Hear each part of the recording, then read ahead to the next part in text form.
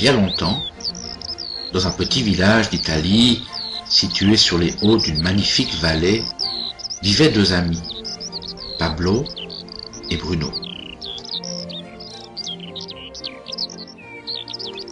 Ils étaient jeunes et rêvaient d'une vie meilleure. Souvent, ils discutaient pour savoir lequel d'entre eux aurait le plus de succès et de réussite dans leur petit village d'Italie. Ils n'avaient pas peur de travailler dur et cherchaient une opportunité pour mieux se réaliser et atteindre leurs rêves. Un jour, cette opportunité leur tendit les bras. Le maire du village cherchait deux personnes pour transporter des seaux d'eau du haut de la montagne voisine, d'où il fallait redescendre dans la vallée, puis acheminer ces mêmes seaux dans le réservoir situé au cœur du village. Ils seraient payés le soir même 1 € par seau d'eau déversé dans le réservoir. Bruno et Pablo, enthousiasmés par l'idée d'être rémunérés au seau, acceptèrent le travail proposé. Chaque jour, du matin jusqu'au soir, un seau d'eau dans chaque main, ils assuraient le transfert du haut de la montagne voisine, passant par la vallée, pour remonter jusqu'au réservoir et déverser le contenu. Ils travaillaient très dur, chaque jour qu'il leur était donné. Le soir, ils faisaient le dernier trajet au coucher du soleil. Bruno se satisfaisait de son travail et surtout de l'argent qu'il gagnait. Il était sûr qu'avec cette activité, il pourrait réaliser son rêve. Bruno a même pensé qu'il pourrait transporter de plus gros seaux. De cette façon, ses revenus seraient supérieurs et que très rapidement, il achèterait une vache et surtout la maison de ses rêves.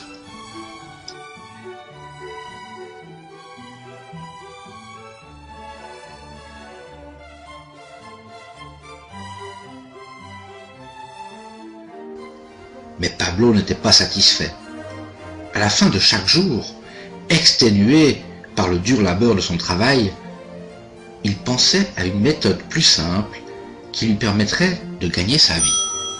Un jour, lui vint une idée.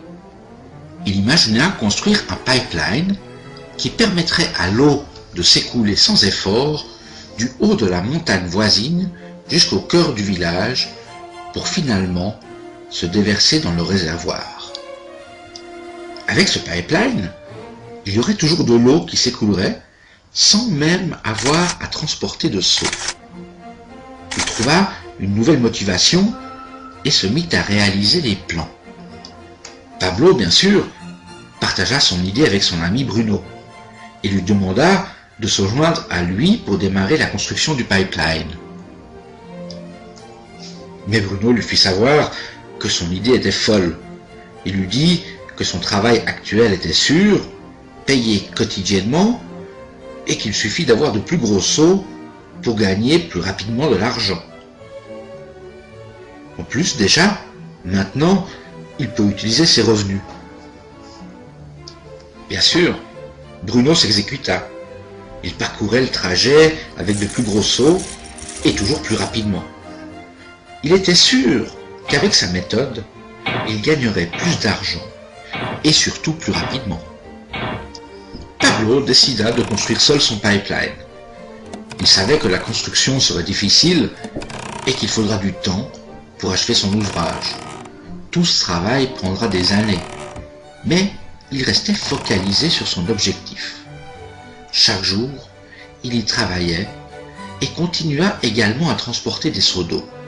Et chaque week-end, pendant son temps libre, il continua la construction de son pipeline. Le premier mois, on voyait à peine son avancée.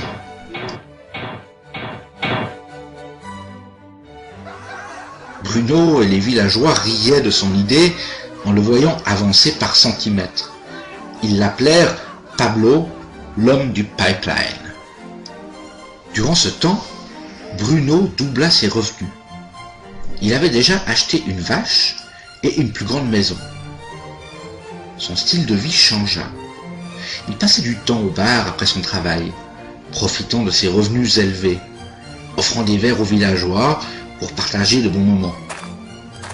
Ce que Bruno ne réalisait pas, c'est que son corps ne suivait pas son rythme.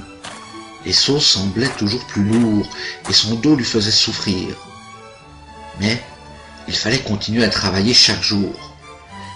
Il semblait triste et fatigué, et à mesure que le temps passait, il perdait une bonne partie du contenu des sauts sur le trajet quotidien.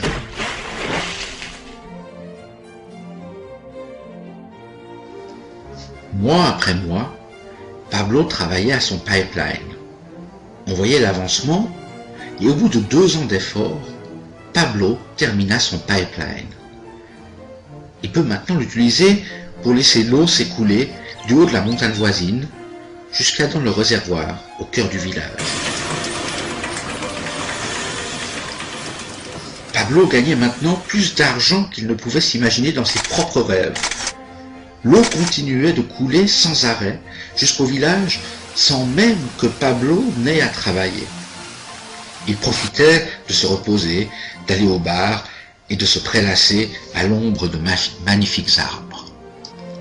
Pablo était heureux et le secret de sa réussite se trouvait dans la persévérance et le dur travail de construction. Maintenant, ses revenus augmentaient au même rythme que l'eau coulait à l'extrémité de son pipeline.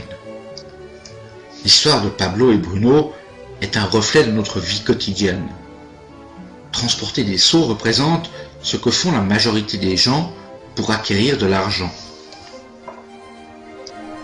Bruno utilisait son temps et ses capacités à transporter des seaux en échange d'argent. Plus il gagnait de l'argent, plus il le dépensait et avait besoin de seaux plus gros pour couvrir ses dépenses. Nous croyons toujours que pour gagner plus, il faut travailler plus dur. Par exemple, faire des heures supplémentaires ou augmenter le volume de travail pour obtenir une position cadre. Ce qui signifie utiliser encore plus de temps pour son travail. La plupart des individus échangent leur temps contre de l'argent, comme Bruno. Nous savons que chacun a à disposition 24 heures par jour et qu'il n'est pas possible d'utiliser la totalité de son temps au travail. Les temps difficiles sont lorsque nous n'avons plus la santé suffisante pour notre tâche et lorsque l'âge ne permet plus la même activité. Dès cet instant, nos revenus s'estompent dramatiquement. La méthode de Pablo fut différente. Il n'a pas échangé tout son temps contre de l'argent.